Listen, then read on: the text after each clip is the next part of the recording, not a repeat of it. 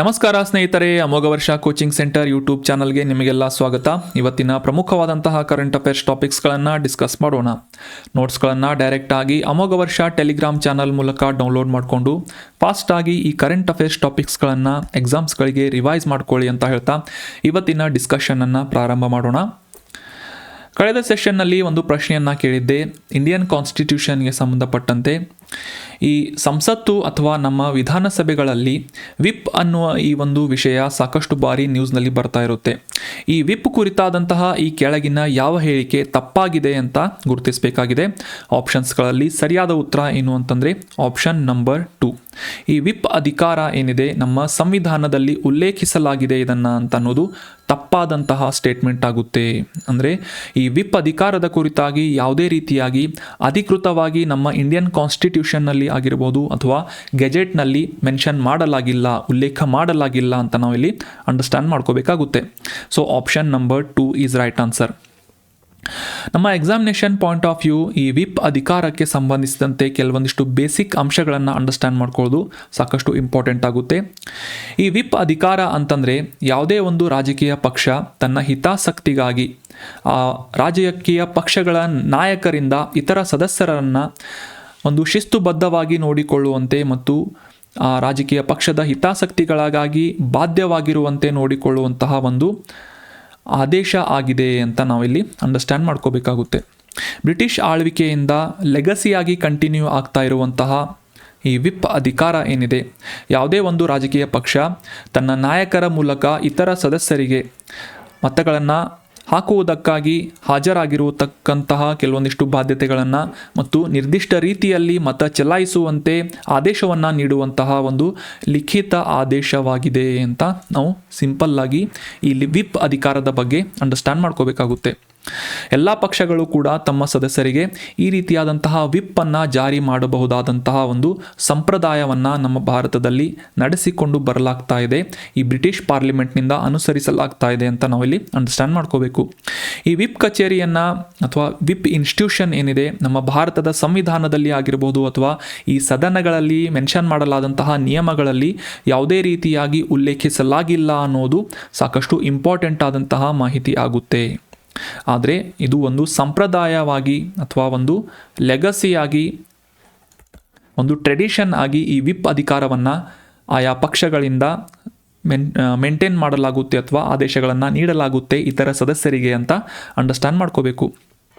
ಇನ್ನು ಯಾವ ಸಂದರ್ಭಗಳಲ್ಲಿ ಈ ವಿಪ್ ಅಧಿಕಾರವನ್ನು ಚಲಾಯಿಸಲು ಸಾಧ್ಯವಾಗುವುದಿಲ್ಲ ಅಂದರೆ what are the limitations of whip power ಅಂತ ಅಂಡರ್ಸ್ಟ್ಯಾಂಡ್ ಮಾಡ್ಕೊಳ್ಳೋದಾದರೆ, ಈ ರಾಷ್ಟ್ರಪತಿಗಳ ಚುನಾವಣೆಯಂತಹ ಸಂದರ್ಭಗಳಲ್ಲಿ ಇದೇ ರೀತಿಯಾಗಿ ನಿರ್ದಿಷ್ಟವಾಗಿ ಮತಗಳನ್ನು ಚಲಾಯಿಸುವಂತೆ ಈ ಶಾಸಕಾಂಗ ಸಭೆಗಳಿಗೆ ಅಥವಾ MLA ಆಗಿರ್ಬೋದು ಎಂ ಪಿಗಳಿಗಾಗಿ ಯಾವುದೇ ರೀತಿಯಾದಂತಹ ಒಂದು ಬಾಧ್ಯತೆಯನ್ನು ಮಾಡದೇ ಇರುವಂತೆ ಲಿಮಿಟೇಷನ್ಸ್ಗಳನ್ನು ಹಾಕಲಾಗಿದೆ ಅಂತ ನಾವಿಲ್ಲಿ ಅಬ್ಸರ್ವ್ ಮಾಡ್ಬೋದು. ಇನ್ ಸಪೋಸ್ ಈ ರಾಷ್ಟ್ರಪತಿ ಚುನಾವಣೆ ನಡೀತಿರಬೇಕಾದ್ರೆ MP ಅಥವಾ MLAಗಳಿಗೆ ಇವರಿಗೆ ವೋಟ್ ಹಾಕಿ ಅಂತ ನಿರ್ದೇಶನ ನೀಡಲು ಸಾಧ್ಯ ಇಲ್ಲ ಅಂತ ನಾವಿಲ್ಲಿ ವಿಪ್ನ ಲಿಮಿಟೇಷನನ್ನು ಕೂಡ ಅಂಡರ್ಸ್ಟ್ಯಾಂಡ್ ಮಾಡ್ಕೋಬೋದು. ಸಾಮಾನ್ಯವಾಗಿ ಭಾರತದಲ್ಲಿ ಸದ್ಯಕ್ಕೆ 3 ವಿಧಗಳ ವಿಪ್ಗಳನ್ನು ಚಲಾಯಿಸಲಾಗುತ್ತೆ. 1 ಲೈನ್ ವಿಪ್, 2 ಲೈನ್ ವಿಪ್ ಮತ್ತು 3 ಲೈನ್ ವಿಪ್ ಅಂತ. ಇದರಲ್ಲಿ 3 ಲೈನ್ ವಿಪ್ ಏನಿದೆ ಸಾಕಷ್ಟು ಕಠಿಣವಾದಂತಹ ಬಾಧ್ಯತೆಯನ್ನು ಸದಸ್ಯರುಗಳ ಮೇಲೆ ಹೇರುವಂತಹ ಒಂದು ಅಧಿಕಾರವನ್ನು ಹೊಂದಿದೆ ಅಂತ ನಾವು ವಿಪ್ ಬಗ್ಗೆ ಅಂಡರ್ಸ್ಟ್ಯಾಂಡ್ ಮಾಡ್ಕೊಂಡ್ವಿ. ಸೊ 2ನೇ ಆಪ್ಷನ್ ರಾಂಗ್ ಅಂತ ಕಮೆಂಟ್ ಮಾಡಿದಂತಹ ಎಲ್ಲ ಸ್ಟೂಡೆಂಟ್ಸ್ಗಳಿಗೂ ಕೂಡ congratulations and very well done. ಡಿಸ್ಕಷನ್ನಲ್ಲಿ ಭಾಗವಹಿಸ್ತಾ ಇರಿ. ಆನ್ಸರ್ ಕರೆಕ್ಟ್ ಇರಲಿ ತಪ್ಪಿರಲಿ ಆನ್ಸರ್ ಮಾಡೋಕ್ಕೆ ಟ್ರೈ ಮಾಡ್ತಾ ಇರಿ ಅಂತ ಹೇಳ್ತಾ ಇವತ್ತಿನ ಪ್ರಶ್ನೆ ಏನು ಅಂತ ನೋಡೋಣ. ಈ ಜಾಂಬಿಯಾ ದೇಶ ತನ್ನ ಕರಾವಳಿಯನ್ನು ಈ ಕೆಳಗಿನ ಯಾವ ಜಲಮೂಲದೊಂದಿಗೆ ಹಂಚಿಕೊಳ್ಳುತ್ತೆ ಅಂತ ಪ್ರಶ್ನೆ ಇದೆ. ಹಿಂಟನ್ನು ಕೂಡ ನೀಡ್ತೀನಿ.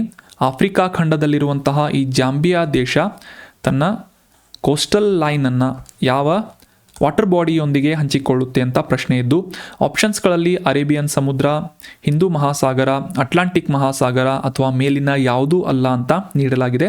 ಮ್ಯಾಪನ್ನು ಕರೆಕ್ಟಾಗಿ ಅಬ್ಸರ್ವ್ ಮಾಡಿ ಜಾಂಬಿಯಾ ದೇಶ ಎಲ್ಲಿದೆ ಅಂತ ಲೊಕೇಟ್ ಮಾಡಿ ಅದರೊಂದಿಗೆ ಯಾವ ಒಂದು ಜಲಮೂಲ ಕರಾವಳಿಯನ್ನು ಹಂಚಿಕೊಳ್ಳುತ್ತೆ ಅಂತ ಕಮೆಂಟ್ ಬಾಕ್ಸ್ನಲ್ಲಿ ಕಮೆಂಟ್ ಮಾಡಿ. ಇನ್ನು ಮುಂದಿನ ಆರ್ಟಿಕಲ್, ಇತ್ತೀಚೆಗೆ ಮ್ಯಾಂಗನೀಸ್ ಖನಿಜ ಸಾಕಷ್ಟು ನ್ಯೂಸ್ನಲ್ಲಿತ್ತು.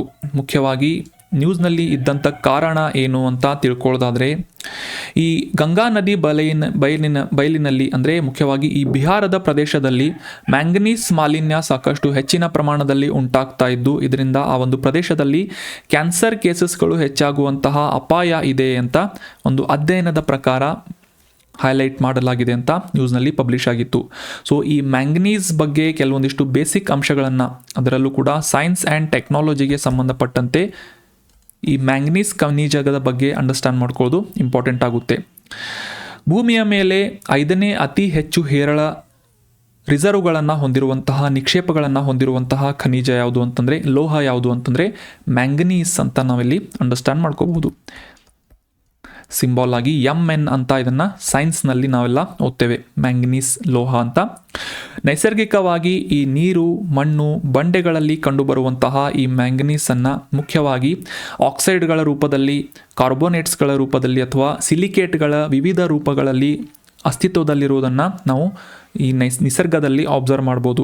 ಇದನ್ನು ಮುಖ್ಯವಾಗಿ ಉಕ್ಕಿನಂತಹ ಅಲಾಯ್ಸ್ಗಳನ್ನು ಅಥವಾ ಈ ಸ್ಟೀಲ್ನಂಥ ಮಿಶ್ರ ಲೋಹಗಳನ್ನು ಉತ್ಪಾದನೆ ಮಾಡುವಂತಹ ಕ್ಷೇತ್ರದಲ್ಲಿ ಹೆಚ್ಚಾಗಿ ಮ್ಯಾಂಗನೀಸ್ನ ಬಳಕೆ ಆಗುತ್ತೆ ಅಂತ ನಾವು ಅಬ್ಸರ್ವ್ ಮಾಡ್ಬೋದು. ಇನ್ನು ನಿಸರ್ಗದಲ್ಲಿ ಸಾಮಾನ್ಯವಾಗಿ ಅತಿಯಾದಂತಹ ಸೇವನೆ ವಿಷಯುಕ್ತವಾಗಿ ಮತ್ತು ಆರೋಗ್ಯದ ಸಮಸ್ಯೆಗಳಿಗೆ ಕಾರಣವಾದರೂ ಸಹಿತ ಈ ಸಸ್ಯಗಳ ಬೆಳವಣಿಗೆಗೆ ಆಗಿರ್ಬೋದು ಅಥವಾ ಜೈವಿಕ ಪ್ರಕ್ರಿಯೆಗಳಲ್ಲಿ ಈ ಮ್ಯಾಂಗನೀಸ್ನ ಅಗತ್ಯತೆ ಇರುವುದನ್ನು ನಾವು ಅಬ್ಸರ್ವ್ ಮಾಡಬೇಕಾಗುತ್ತೆ. ಸೊ ಇತ್ತೀಚಿನ ದಿನಗಳಲ್ಲಿ ಈ ಬಿಹಾರದ ಹೊರವಲಯದಲ್ಲಿ ಅಥವಾ ಬಯಲು ಪ್ರದೇಶದಲ್ಲಿ ಈ ಮ್ಯಾಂಗನೀಸ್ ಮಾಲಿನ್ಯ ಉಂಟಾಗ್ತಾ ಇರುವುದರಿಂದ ಅಲ್ಲಿನ ಜನರ ಆರೋಗ್ಯದ ಮೇಲೆ ತೀವ್ರವಾದಂತಹ ಒಂದು ಕಾಳಜಿಯನ್ನು ಹೈಲೈಟ್ ಮಾಡಲಾಗ್ತಾ ಇದೆ ಮತ್ತು ಪರಿಸರ ಮಾಲಿನ್ಯದ ಒಂದು ಕಾಳಜಿಯನ್ನು ಅಥವಾ ಕನ್ಸರ್ನನ್ನು ಹೈಲೈಟ್ ಮಾಡ್ತಾ ಇದೆ ಅಂತ ಈ ರಿಪೋರ್ಟ್ ಅಥವಾ ಈ ಒಂದು ಸ್ಟಡಿ ಇತ್ತೀಚೆಗೆ ಹೈಲೈಟ್ ಮಾಡಿದೆ ಅಂತ ನಾವು ಅಬ್ಸರ್ವ್ ಮಾಡಬೇಕಾಗುತ್ತೆ. ಸೊ ಇತ್ತೀಚಿನ ದಿನಗಳಲ್ಲಿ ಪರಿಸರ ಮಾಲಿನ್ಯದ ಭಾಗವಾಗಿ ಈ ಮ್ಯಾಂಗನೀಸ್ ಮಾಲಿನ್ಯವನ್ನು ಕೂಡ ನಾವು ಗುರುತಿಸಬೇಕಾಗುತ್ತೆ. ಈ ಮ್ಯಾಂಗನೀಸ್ನ ಅತಿಯಾದಂತಹ ಸೇವನೆಯಿಂದ ಅಲ್ಲಿನ ಜನರಿಗೆ ಕ್ಯಾನ್ಸರ್ ಉಂಟಾಗುವಂತಹ ಸಾಧ್ಯತೆ ಇದೆ ಅಂತ ನಾವಿಲ್ಲಿ ಅಬ್ಸರ್ವ್ ಮಾಡ್ಬೋದು. ಸೊ ಮ್ಯಾಂಗನೀಸ್ ಬಗ್ಗೆ ಬ್ರೀಫ್ ಆಗಿ ಅಂಡರ್ಸ್ಟ್ಯಾಂಡ್ ಮಾಡ್ಕೊಂಡ್ವಿ. ಇನ್ನು ಮುಂದಿನ ಆರ್ಟಿಕಲ್ ಏನು ಅಂತ ನೋಡೋಣ. ಇತ್ತೀಚೆಗೆ ವಿಶ್ವ ಆರೋಗ್ಯ ಸಂಸ್ಥೆಯಿಂದ ಅಥವಾ ವರ್ಲ್ಡ್ ಹೆಲ್ತ್ ಆರ್ಗನೈಸೇಷನ್ನಿಂದ 2024 ವಿಶ್ವ ಮಲೇರಿಯಾ ವರದಿಯನ್ನು ಪಬ್ಲಿಷ್ ಮಾಡಲಾಗಿದೆ. ವರ್ಲ್ಡ್ ಮಲೇರಿಯಾ ರಿಪೋರ್ಟ್ ಅಂತ 2024 ವರದಿಯನ್ನು ವಿಶ್ವ ಆರೋಗ್ಯ ಸಂಸ್ಥೆಯ ಮೂಲಕ ಪಬ್ಲಿಷ್ ಮಾಡಲಾಗಿದೆ ಅನ್ನೋದು ಎಕ್ಸಾಮಿನೇಷನ್ ಪಾಯಿಂಟ್ ಆಫ್ ವ್ಯೂ ಸಾಕಷ್ಟು ಇಂಪಾರ್ಟೆಂಟ್ ಆಗುತ್ತೆ.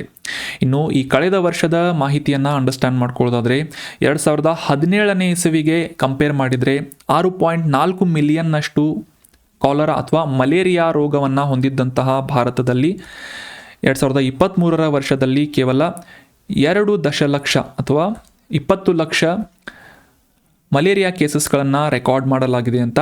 ಇದರ ಮೂಲಕ 69% ಮಲೇರಿಯಾ ಕೇಸಸ್ಗಳು ಇಳಿಮುಖಗೊಂಡಿದೆ ಅಂತ ಈ ವರ್ಲ್ಡ್ ಹೆಲ್ತ್ ಆರ್ಗನೈಸೇಷನ್ನ ರಿಪೋರ್ಟ್ ಹೇಳ್ತಾ ಇದೆ. ಅದೇ ರೀತಿಯಾಗಿ ಸುಮಾರು 11,100 ಸಾವುಗಳನ್ನು 2017ರಲ್ಲಿ ಮಲೇರಿಯಾ ಕಾರಣದಿಂದ ಭಾರತದಲ್ಲಿ ರೆಕಾರ್ಡ್ ಮಾಡಲಾಗಿತ್ತು.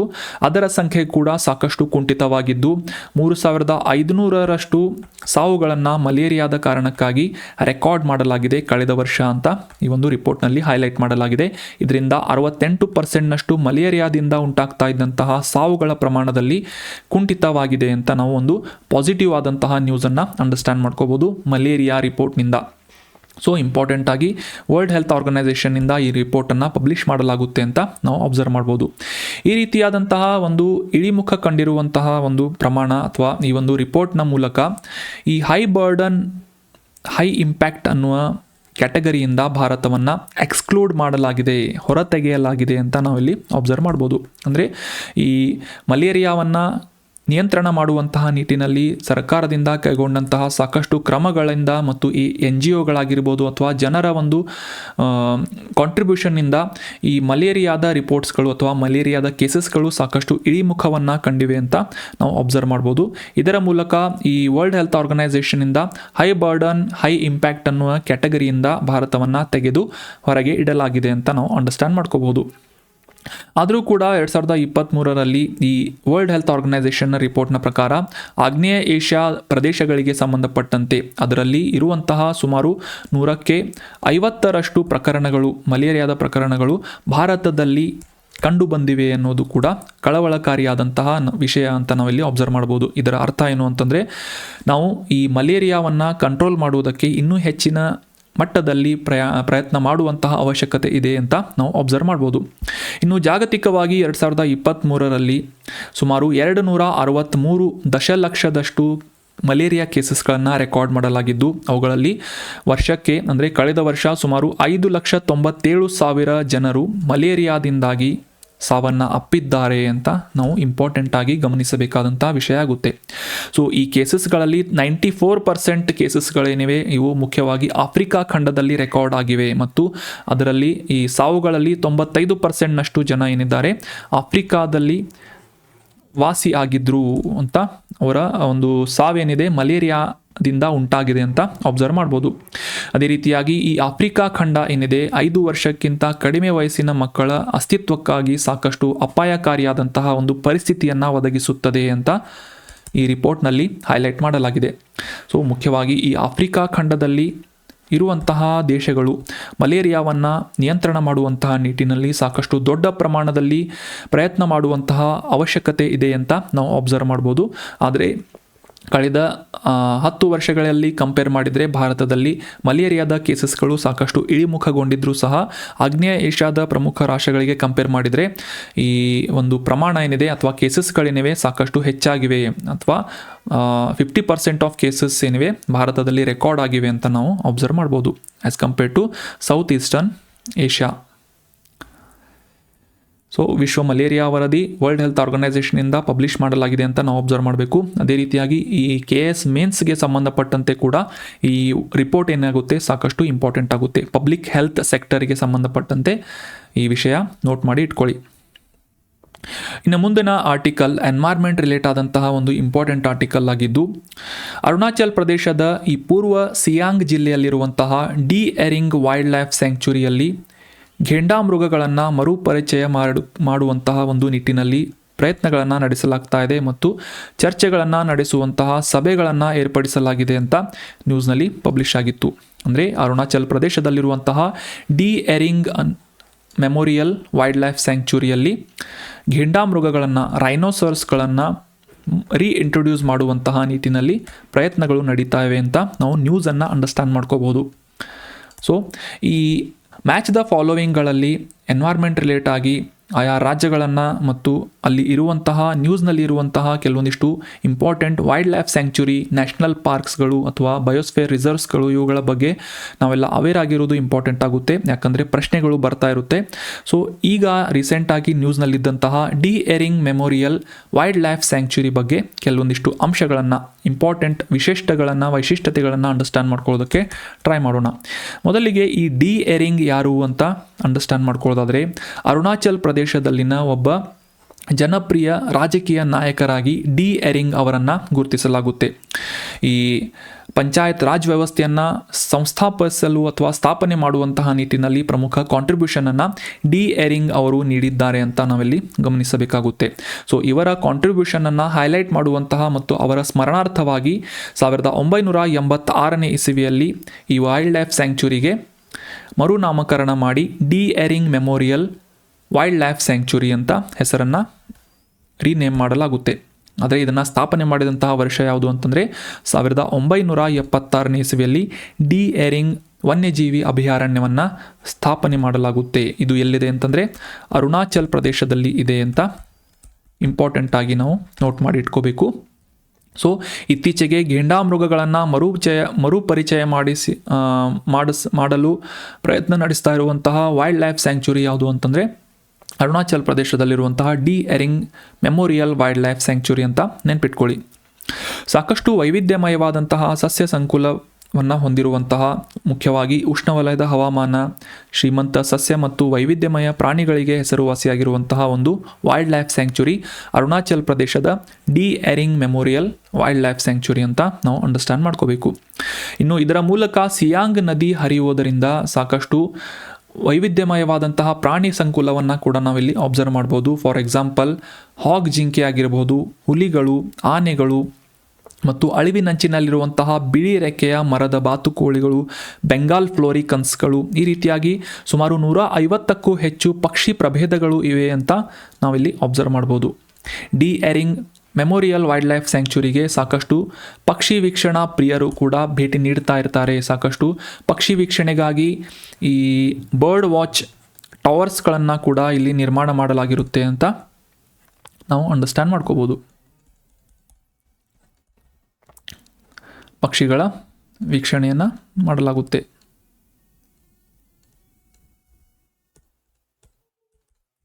ಪಕ್ಷಿ ಹೇಗಿದೆ ಅಂತ ಕಮೆಂಟ್ ಮಾಡಿ. ಅದೇ ರೀತಿಯಾಗಿ ಈಗ ಈ ಡಿ ಎರಿಂಗ್ ವೈಲ್ಡ್ ಲೈಫ್ ಸ್ಯಾಂಕ್ಚುರಿಯಲ್ಲಿ ಗೆಂಡಾಮೃಗಗಳನ್ನು ಅಥವಾ ರೈನೋಸರ್ಸ್ಗಳನ್ನು ಕೂಡ ಇಂಟ್ರೊಡ್ಯೂಸ್ ಮಾಡುವಂತಹ ಪ್ರಯತ್ನಗಳನ್ನು ನಡೆಸಲಾಗ್ತಾ ಇದೆ. ಸೊ ಇದರ ಮೂಲಕ ಗೆಂಡಾಮೃಗಗಳ ಸಂರಕ್ಷಣೆಗಾಗಿ ಒಂದು ಪ್ರಮುಖ ಹೆಜ್ಜೆಯಾಗಿದೆ ಅಂತ ನಾವಿಲ್ಲಿ ಅಬ್ಸರ್ವ್ ಮಾಡ್ಬೋದು. ಇನ್ನು ಮುಂದಿನ ಆರ್ಟಿಕಲ್, ಇತ್ತೀಚೆಗೆ ಸಾಕಷ್ಟು ನ್ಯೂಸ್ನಲ್ಲಿದ್ದಂತಹ ಅಲೆಪ್ಪೋ ನಗರದ ಬಗ್ಗೆ ಕೆಲವೊಂದಿಷ್ಟು ಮ್ಯಾಪಿಂಗ್ ರಿಲೇಟ್ ಆದಂತಹ ಮಾಹಿತಿಗಳನ್ನು ಅಂಡರ್ಸ್ಟ್ಯಾಂಡ್ ಮಾಡ್ಕೋಣ. ಸಾಕಷ್ಟು ಹಳೆಯ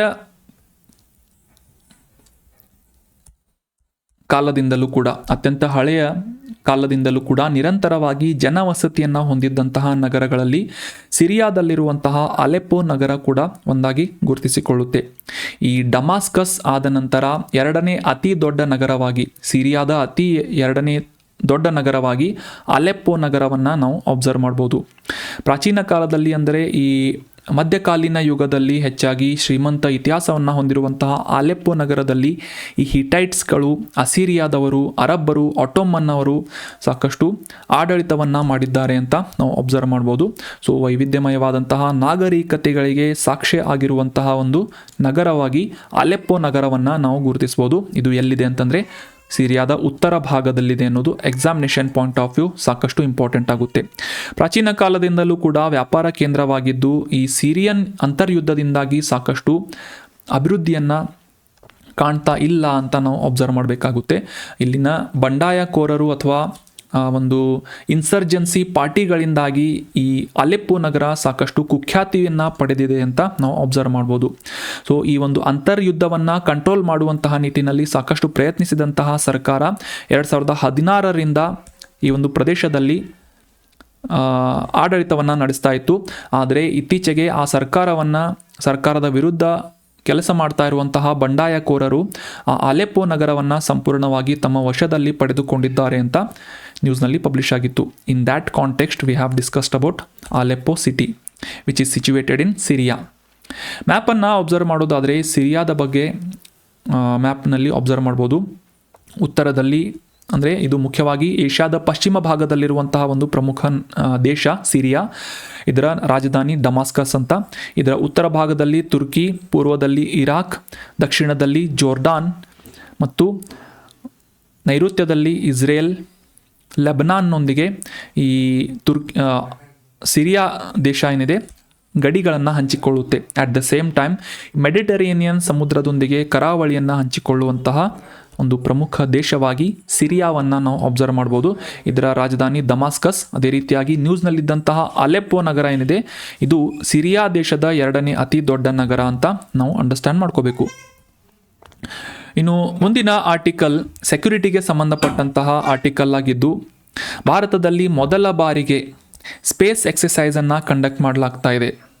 ಇಂಡಿಯಾಸ್ ಫಸ್ಟ್ ಮಿಲಿಟರಿ ಸ್ಪೇಸ್ ಎಕ್ಸಸೈಸನ್ನು ಅಂತರಿಕ್ಷ ಅಭ್ಯಾಸ್ 2024 ಅನ್ನೋ ಹೆಸರಿನಿಂದ ನಡೆಸಲಾಗ್ತಾ ಇದೆ ಅಂತ ನಾವು ಅಬ್ಸರ್ವ್ ಮಾಡ್ಬೋದು.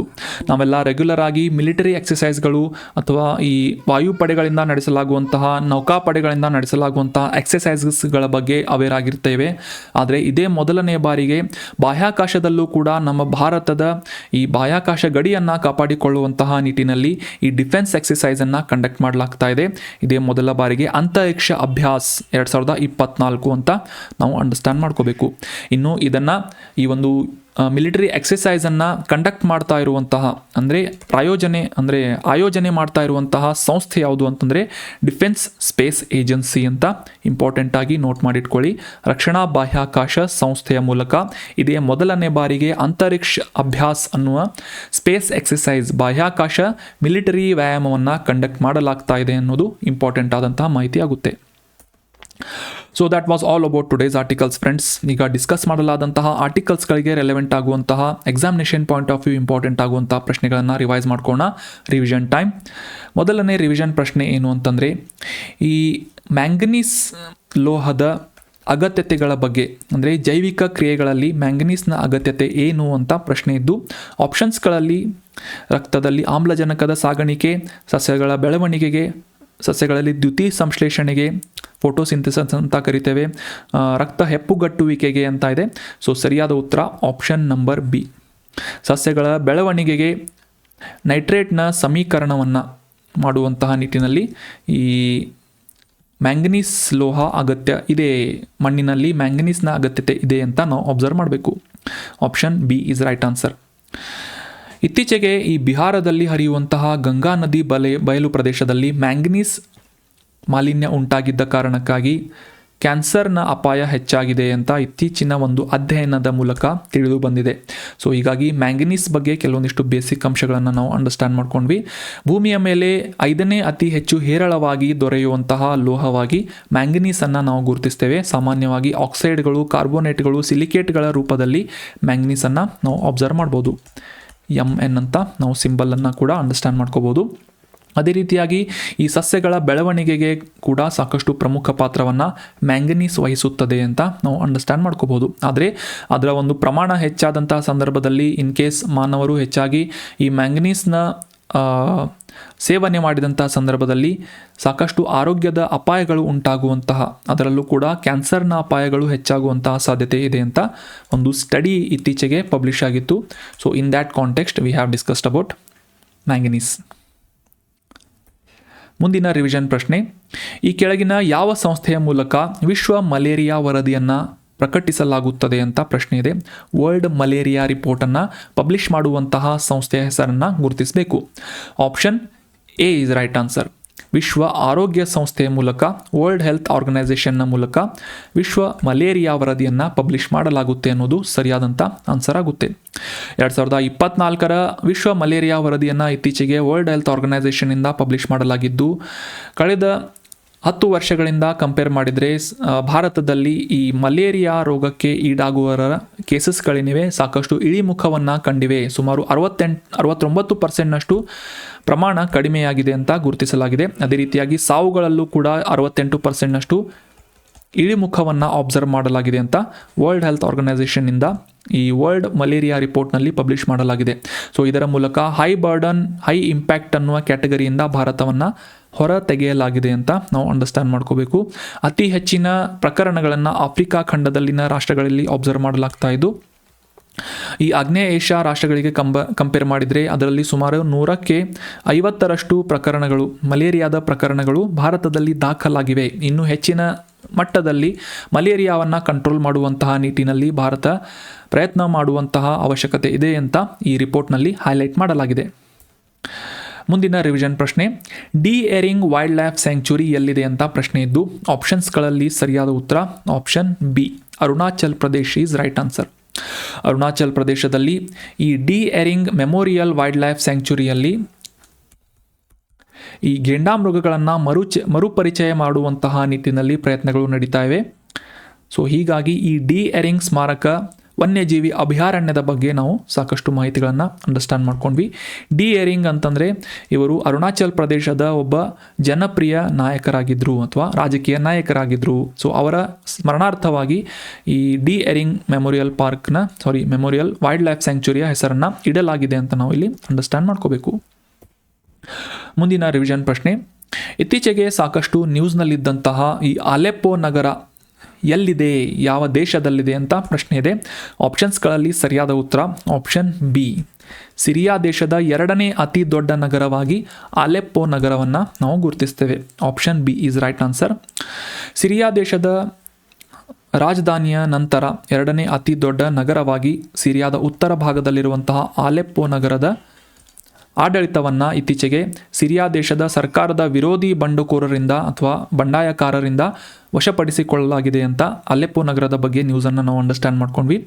ಈ ಸಿರಿಯಾದ ಅಂದರೆ ಈ ಏಷ್ಯಾದ ಪಶ್ಚಿಮ ಭಾಗದಲ್ಲಿರುವಂತಹ ಸಿರಿಯಾ ದೇಶದ ಉತ್ತರದಲ್ಲಿ ತುರ್ಕಿ, ಪೂರ್ವದಲ್ಲಿ ಇರಾಕ್, ದಕ್ಷಿಣದಲ್ಲಿ ಜೋರ್ಡಾನ್ ಮತ್ತು ಇಸ್ರೇಲ್ ನೈಋತ್ಯದಲ್ಲಿ ಇಸ್ರೇಲ್, ಪಶ್ಚಿಮದಲ್ಲಿ ಲೆಬನಾನ್ ಮತ್ತು ಈ ಮೆಡಿಟರೇನಿಯನ್ ಸಮುದ್ರದ ಕರಾವಳಿಯನ್ನು ಹಂಚಿಕೊಳ್ಳುವಂತಹ ದೇಶ ಸಿರಿಯಾ ಅಂತ ನಾವಿಲ್ಲಿ ಅಬ್ಸರ್ವ್ ಮಾಡ್ಬೋದು. ಅದರ ನಗರ ಅಥವಾ ಅದರ ಒಂದು ಸಿಟಿ ಯಾವುದು ಅಂತಂದರೆ ಅಲೆಪ್ಪೋ ಅಂತ ನಾವು ಅಂಡರ್ಸ್ಟ್ಯಾಂಡ್ ಮಾಡ್ಕೋಬೇಕು. ಸೊ ಇಲ್ಲಿ ಕನ್ಫ್ಯೂಸ್ ಮಾಡ್ಕೋಬೇಡಿ. ಈ ಕೇರಳದಲ್ಲೂ ಕೂಡ ಅಲಿಪ್ಪೆ ಅಂತ ಒಂದು ಸಿಟಿ ಇದೆ ಅಥವಾ ಒಂದು ಸ್ಥಳ ಇದೆ. ಅಲಿಪ್ಪೆ ಅಥವಾ ಅಲೆಪುಳ ಅಂತ ಕೂಡ ಕರಿತೇವೆ. ಅಲೆಪ್ಪೋ ಮತ್ತು ಅಲೆಪುಳ ಕನ್ಫ್ಯೂಸ್ ಮಾಡ್ಕೋಬೇಡಿ. ಅಲೆಪ್ಪೋ ಇಸ್ ಸಿಚುವೇಟೆಡ್ ಇನ್ ಸಿರಿಯಾ ಅಂತ ನೆನ್ಪಿಟ್ಕೊಳ್ಳಿ. So that was all about today's articles and discussion. Friends, content ಹೇಗೆ ಅನ್ನಿಸ್ತು ಅಂತ ಕಮೆಂಟ್ ಬಾಕ್ಸ್ನಲ್ಲಿ ಕಮೆಂಟ್ ಮಾಡಿ. ಡಿಸ್ಕಷನ್ನಲ್ಲಿ ಕೇಳಲಾದಂತಹ ಪ್ರಶ್ನೆಗೆ ಸರಿಯಾಗಿ ಆನ್ಸರ್ ಮಾಡೋಕ್ಕೆ ಟ್ರೈ ಮಾಡಿ. Thank you so much for joining the discussion. Have an awesome day.